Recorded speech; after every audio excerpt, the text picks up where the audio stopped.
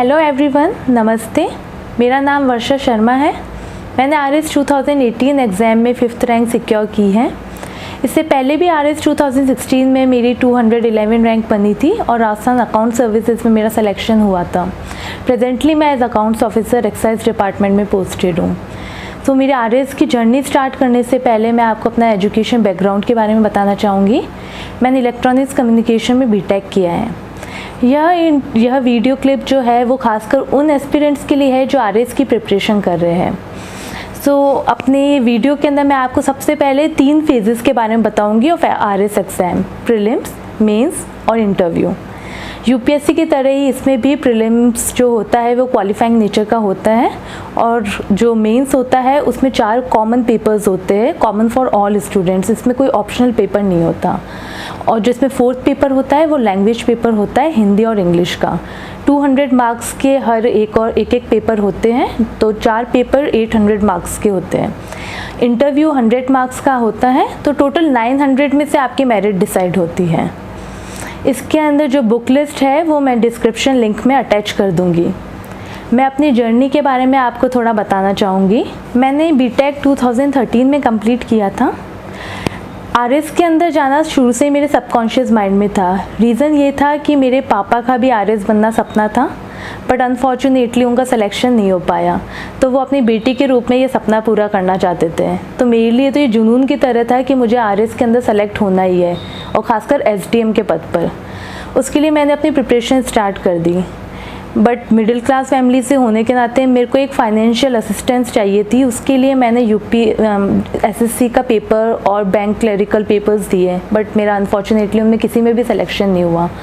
RS 2016 की मैंने अपने अच्छे से प्रिपरेशन स्टार्ट की और उसके अंदर 1 साल के अंदर हमारा पूरा एग्ज़ाम हो गया था। तो उसके अंदर मुझे पूरी श्योरिटी थी कि मैंने अपना 100% दिया है, पर कुछ पॉइंट्स, कुछ लेकुनास मेरे रह गए थे, जिनके कारण मेरी 211 रैंक बनी और मुझे SDM नहीं बन पाया। इसके लिए मैंने फिर दोबारा RS 2018 का फॉर्म भरा और उसके लिए मैंने अपनी प्रिपरेशन स्टार्ट कर दी। अब जो लेकुनास मैंने 2016 में छोड़े थे उन सबको मैंने यहाँ पे कवर किया।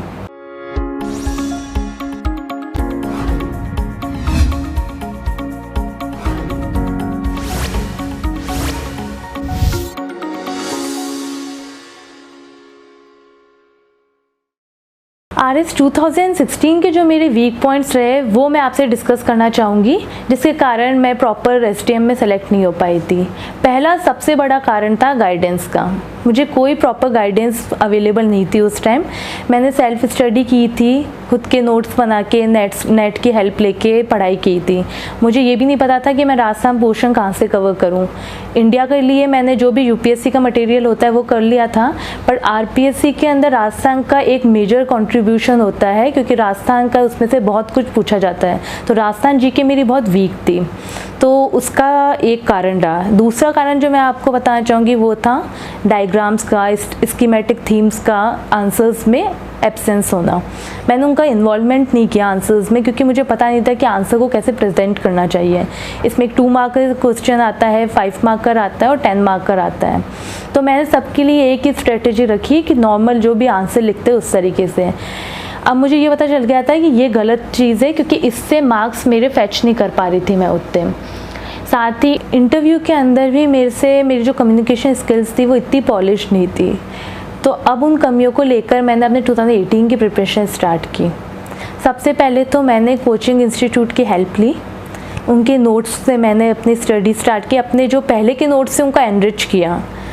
साथ ही मैंने स्कीमेटिक डायग्राम्स, अपने मैप्स बनाना क्वेश्चंस के अंदर, क्रिटिकली एग्जामिन, एनालाइज, इन क्वेश्चंस को मैंने अटेम्प्ट करने का तरीका सीखा। किस तरीके से 2 मार्क क्वेश्चन को अटेम्प्ट किया जाता है, 5 मार्क को किया जाता है और 10 मार्क को किया जाता है, ताकि हम वेल विद इन टाइम हमारा पेपर कंप्लीट कर लें।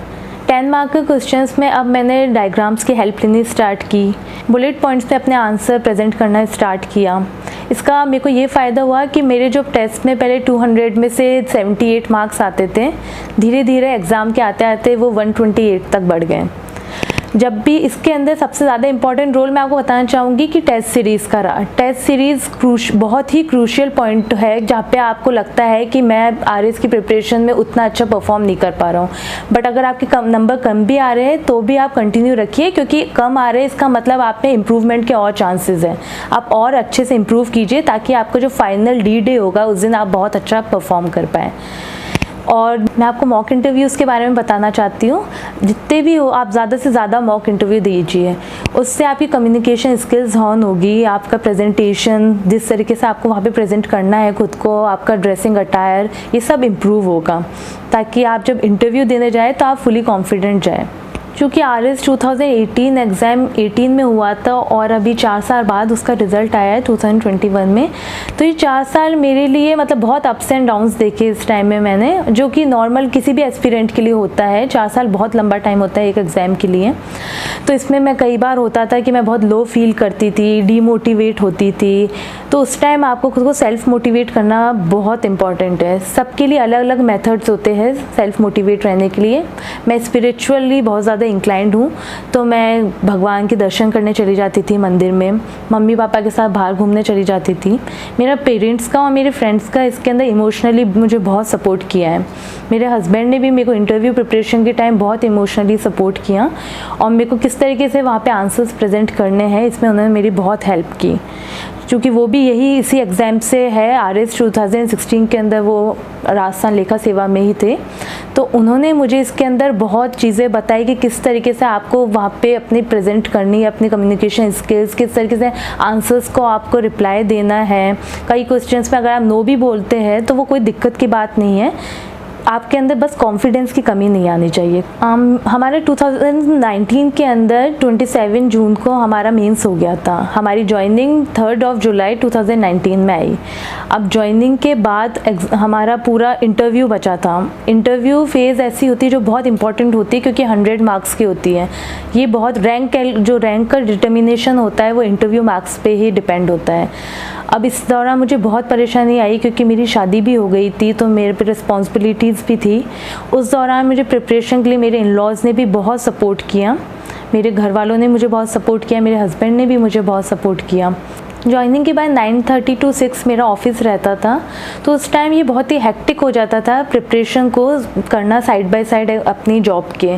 उसके लिए मुझे मेरे जो बॉस थे, मेरे सुपीरियर्स थे, मेरे जूनियर्स थे, सब ने मेरे को बहुत हेल्प की। इसके लिए मैं थोड़ा मटेरियल अपने साथ ऑफिस में भी ले जाती थी, तो जब भी लंच आवर्स होते थे या जब भी मुझे थोड़ा भी टाइम मिलता था मैं अपने वहाँ पे पढ़ाई करती थी। और साथ ही जो टाइम फिर घर आके 2 घंटे 3 घंटे जितने भी मैं निकाल पाती थी उस टाइम मैं अपनी पढ़ाई करती थी। लास्ट की फेज़ के अंदर फिर जो, क्योंकि एज अ प्रोबेशनर मेरे पास लीव्स भी बहुत लिमिटेड थी, तो लास्ट की फेज़ के अंदर आके मैंने सिर्फ 2 दिन की छुट्टी ली थी। नॉर्मली जो स्टूडेंट्स के सामने क्वेश्चन आता है, जो मेरे सामने भी एज एस्पिरेंट आया था, वो ये होता है कि हम जो इसकी प्रिपरेशन होती है इसको फेज़ वाइज करें, जैसे पहले प्री की प्रिपरेशन, फिर मेंस की प्रिपरेशन, फिर इंटरव्यू की, या फिर साथ साथ करें। तो उसके लिए मैं आपको ये बताना चाहूँगी कि जो पोर्शंस हमारे कॉमन है प्री में और मेंस की, बहुत मतलब 20% to 30% सिलेबस कॉमन है दोनों में, तो उसकी प्रिपरेशन हम साथ साथ कर सकते हैं, तो वहाँ का भी हमारा मेंस का वहाँ कवर हो जाएगा। मेंस और प्रीलिम्स में जनरली हमारे को जो टाइम लिमिट मिलती है वो 3 मंथ्स होती है, अगर कुछ भी प्रॉब्लम नहीं आए तो उस केस के अंदर। तो हमें ये ध्यान में रखना है कि 3 महीने के अंदर मेंस का पूरा सिलेबस कवर करना इज़ नॉट पॉसिबल। तो हमारे को साथ में ही हमारे मेंस के अंदर जो छोटे छोटे 20 मार्कर सब्जेक्ट्स हैं, जैसे सोशियोलॉजी है, लॉ है, साइकोलॉजी है, स्पोर्ट्स, योगा है, इन सब की भी हम साथ साथ प्रिपरेशन रखें, क्योंकि ये बहुत मार्क्स फैचिंग है। इसके अंदर आपको थोड़ा सा टाइम डिवोट करके भी आप बहुत अच्छे मार्क्स ला सकते हैं, तो आप इन सब्जेक्ट्स के ऊपर फोकस कीजिए। साथ ही 4th पेपर बहुत ही स्कोरिंग है, क्योंकि वो एक लैंग्वेज पेपर है, उसमें हिंदी और इंग्लिश आती है, तो अगर हमारी उस पर एक बार कमांड आ जाती है तो वो हमें लास्ट तक बहुत हेल्प करता है इंटरव्यू तक। तो आप उसकी प्रिपरेशन साइड बाय साइड अपनी चालू रखिए। इससे ये आपको हेल्प होगी कि अगर आपके इसमें मार्क्स बहुत अच्छे आएंगे और उससे आपके इंटरव्यू के अंदर और जो मेंस के जो मार्क्स जोड़ के आपकी रैंक बहुत अच्छी बनेगी। मैं स्पेशली आपको उन बच्चों के लिए बताना चाहूँगी जो रूरल बैकग्राउंड से है और उनके पास इतनी फैसिलिटीज़ अवेलेबल नहीं है। तो आजकल का डिजिटल वर्ल्ड के अंदर हमारे पास यूट्यूब, नेट इतनी फैसिलिटीज़ अवेलेबल है जिनकी हेल्प से हम हमारे नोट्स प्रिपेयर कर सकते हैं। बहुत सारे इंस्टीट्यूट्स हैं जो अपने यूट्यूब के चैनल्स हैं जिनके, और उसके ऊपर वो अपनी classes free of cost provide करा रहे हैं। साथ ही आजकल मुख्यमंत्री अनुप्रति योजना है, उसका भी हम अगर लोगों को अवेयर करें तो उसके थ्रू भी लोग कोचिंग इंस्टीट्यूट्स में एडमिशन लेके और कोचिंग की फैसिलिटी अवेल कर सकते हैं। मैं आपसे अपने इंटरव्यू की स्ट्रेटेजी शेयर करना चाहती हूँ। इंटरव्यू बेसिकली स्टूडेंट्स ये समझ लेते हैं कि it is all about current affairs, but ऐसा नहीं है। इंटरव्यू के अंदर जो मेन चीज़ है वो आपका डेफ है, क्योंकि ज़्यादातर 80% क्वेश्चंस वहीं से पुटअप होते हैं। आपके डेफ के अंदर आपका एजुकेशन बैकग्राउंड, आपकी बर्थ प्लेस, आपकी हॉबीज़ और आपका जो जॉब क्वालिफ़िकेशन है उसके बारे में होता है। तो आप इसको अपना बहुत अच्छे से प्रिपेयर कर लीजिए। इसके अलावा जो करंट अफेयर्स होते हैं, IR होते हैं, इनको भी अच्छे से प्रिपेयर कर लीजिए। जो उस टाइम न्यूज़पेपर्स में लास्ट के 20 डेज़ 30 डेज़ में आ रहे जो टॉपिक्स, उनको एक बार आप अच्छे से कवर कर लीजिए इन डेप्थ। जो मुझसे इंटरव्यू में क्वेश्चंस पूछे गए वो मैं आपको थोड़ा ब्रीफ आउट करना चाहूँगी उनके बारे में। मेरे से पहला जो क्वेश्चन पूछा गया वो पूछा गया था FATF के बारे में। उसके अलावा मुझसे, मैं जयपुर से मैं बिलोंग करती हूँ, तो मेरे लिए ये क्वेश्चंस थे कि जैसे जयपुर बॉम्ब ब्लास्ट कब हुए थे, उनके अपराधियों को सज़ा मिल गई क्या, और जयपुर कब एस्टेब्लिश हुआ था, इसको पिंक सिटी क्यों कहते हैं। इलेक्ट्रॉनिक्स और कम्युनिकेशन से मैंने इंजीनियरिंग की है, तो मेरा मोस्ट ऑफ द इंटरव्यू इसी पे चला था कि आपने किस तरीके से आप डिजिटल इंडिया और मेक इन इंडिया को प्रमोट करेंगे अपने सब डिवीज़न के अंदर, और आप कौन से ऐसे न्यू इनोवेशंस लाएगी जिससे ये वाले स्कीम्स, जो हमारी स्कीम्स हैं, वो और ज़्यादा स्ट्रेंथन हो सके और इंडिया के अंदर जो डिजिटल डिवाइड है उसको हम कम कर सके। मेरे एक्सरसाइज डिपार्टमेंट से क्वेश्चन पूछे गए थे। इसके अलावा मुझसे वुमेन सेंट्रिक क्वेश्चंस भी पूछे गए थे, जैसे महिला और बाल आयोग के अध्यक्ष कौन हैं, बिंदी लगाने का क्या तात्पर्य है, साथ ही कोई सरपंच पति है वहाँ पे, आप कहीं जाते हैं और आपको वहाँ पे सरपंच पति मिलता है तो आपका क्या रिएक्शन होगा और किस तरीके से आप उस सिचुएशन को टैकल करेंगे। इंटरव्यू बोर्ड का माहौल बहुत ही कॉर्डियल था, बोर्ड मेंबर्स बहुत सपोर्टिव थे। अब मैंने कुछ क्वेश्चंस में नो भी बोला, जो कि नॉर्मल है क्योंकि वो भी आपसे एक्सपेक्ट नहीं करते कि आप हर क्वेश्चन का जवाब दें।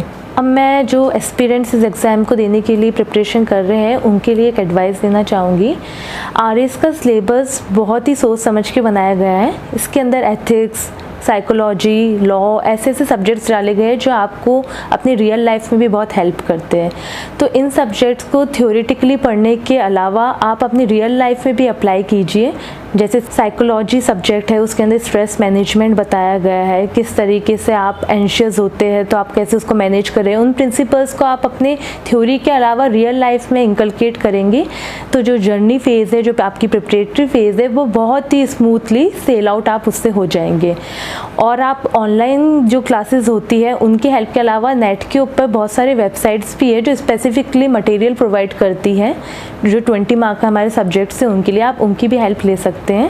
साथ ही मैं राजस्थान बोर्ड की जो बुक्स है उनके लिए आपको बताना चाहूँगी कि वो बुक्स बहुत ही बेनिफिशियल रहती हैं हमारे इस प्रिपरेशन के अंदर, क्योंकि जो उसका सिलेबस जिस तरीके से, हमारा RS का सिलेबस जिस तरीके से बनाया गया है, उसके अंदर RS की जो 11th-12th की जो बुक्स होती है, जो सब्जेक्ट वाइज बुक्स होती है, जैसे हिस्ट्री की, ज्योग्राफी की, उसके अंदर पॉइंट्स जो दिए गए वो बहुत हद तक उसी से मैच करते हुए होते हैं, तो वो आपके लिए बहुत ही बेनिफिशियल रहेगी।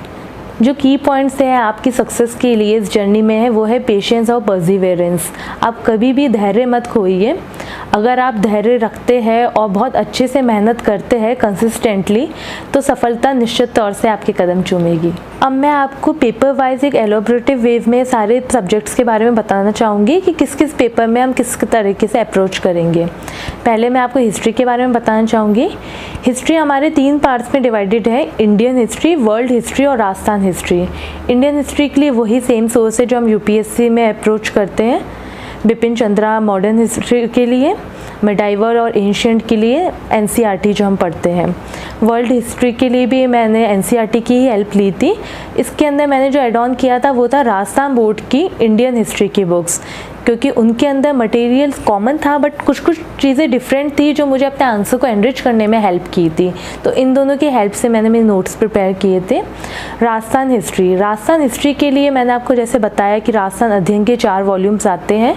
उनके अलावा 11th और 12th में राजस्थान हिस्ट्री स्पेसिफिक बुक्स आती है, जो हिस्ट्री की जो उनकी नॉर्मल टेक्स्ट बुक्स होती हैं उनमें चैप्टर्स होते हैं इनके, तो उनकी हेल्प से मैं नोट्स बनाए थे।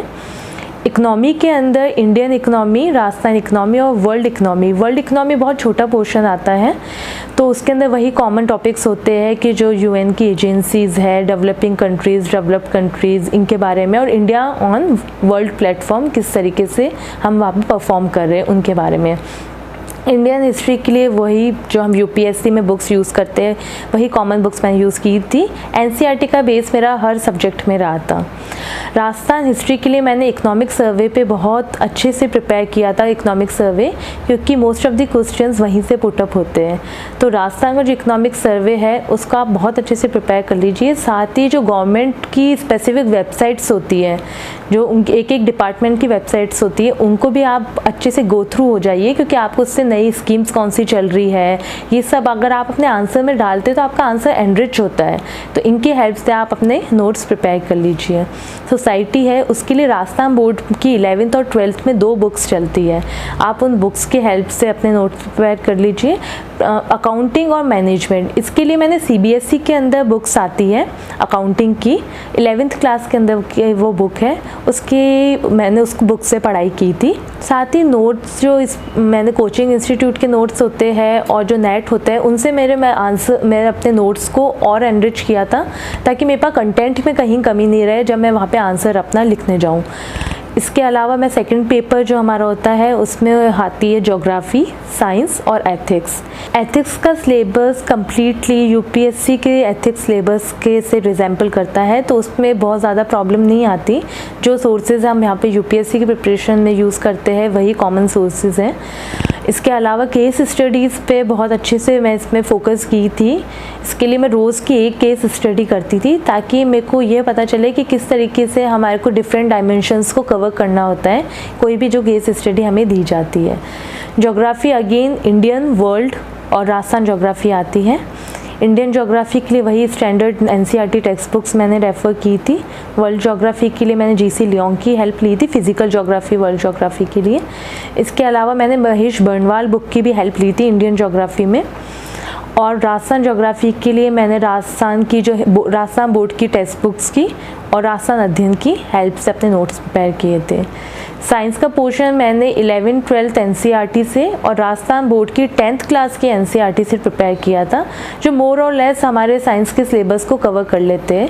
एनवायरनमेंट के लिए मैंने शंकर आईएएस की बुक पढ़ी थी। साइंस से टेक के लिए मैंने टाटा मैकग्रो हिल की हेल्प ली थी। साथ ही यूट्यूब पे बहुत सारे वीडियोस अवेलेबल थे, उनके हेल्प से मैंने पढ़ाई की थी। थर्ड पेपर में पॉलिटी, पबेट, IR, current affairs, psychology, law और स्पोर्ट्स आते हैं। स्पोर्ट्स के लिए मैंने एनसीईआरटी की हेल्प ली और राजस्थान बोर्ड की एक योग शिष्टाचार नाम से किताब आती है, उसकी हेल्प से मैंने पढ़ाई की थी। लॉ के लिए मैंने ऑनलाइन जाके वेबसाइट से मटेरियल इकट्ठा किया था और उसके लिए मैंने कंपाइल कर लिए थे। डिफरेंट वेबसाइट से मैंने अलग अलग नोट्स लिए थे और उनको मैंने कंपाइल करके खुद के नोट्स बना लिए थे। पॉलिटी के लिए मैंने लक्ष्मीकांत रेफ़र की थी। पबेट के लिए भी मैंने लक्ष्मीकांत और राजस्थान बोर्ड की 11th क्लास की बुक को रेफ़र किया था। आईआर के लिए मैंने डिफरेंट वेबसाइट्स से मैंने मेरा नोट्स कलेक्ट किए थे और उनको कंपाइल करके मैंने जो हिंदू और द इंडियन एक्सप्रेस का वर्ल्ड पेज होता है उनका एड ऑन करके अपने नोट्स तैयार किए थे। साइकोलॉजी के लिए मैंने एनसीईआरटी की हेल्प ली थी। 11th 12th दोनों की जो बुक्स हैं उनकी हेल्प से मैंने पढ़ाई की थी। फोर्थ पेपर जो सबसे इम्पॉर्टेंट पेपर है हिंदी इंग्लिश का, उसकी प्रिपरेशन के लिए मैंने ग्रामर पोर्शन पे अपना सबसे ज़्यादा ध्यान दिया था, क्योंकि ग्रामर पोर्शन सबसे ज़्यादा स्कोरिंग होता है। 80 मार्क्स का हिंदी में ग्रामर पोर्शन आता है, तो उसके लिए मैंने 3-4 बुक्स रेफ़र की थी। कुछ पोर्शन मैं किस बुक से पढ़ती थी, थोड़ा किसी और में से पढ़ती थी। हिंदी के लिए मैंने अपना बेस प्रिपेयर किया था नवीन प्रकाशन के बुक से और राघव प्रकाश से, इंदिरा अशोक से। इन 3 बुक से मैंने मेरा हिंदी की प्रिपरेशन स्टार्ट की थी। इन्हीं के अंदर आप राइटिंग पोर्शन है, उसके अंदर पल्लवन आता है, संक्षिप्तीकरण आता है, लेटर राइटिंग आता है, ऐसे आता है। उनके भी लिए मैंने इन्हीं बुक्स की हेल्प ली थी।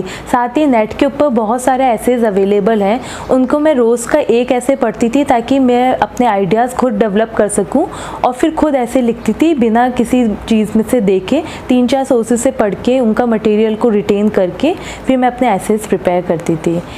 इंग्लिश के लिए मैंने रस्तोगी बुक रेफ़र की थी, उसके अंदर मोर और लेस सब कुछ कवर हो जाता था। तो ये थी मेरी आरएस की पूरी प्रिपरेशन की स्ट्रेटजी। आपको कोई भी डाउट्स हो तो आप कमेंट सेक्शन के अंदर अपने डाउट्स को मेंशन कर दीजिए। मुझे जब भी टाइम मिलेगा मैं आपके डाउट्स ज़रूर क्लियर करूँगी। Thank you for watching daily knowledge track. Thank you so much.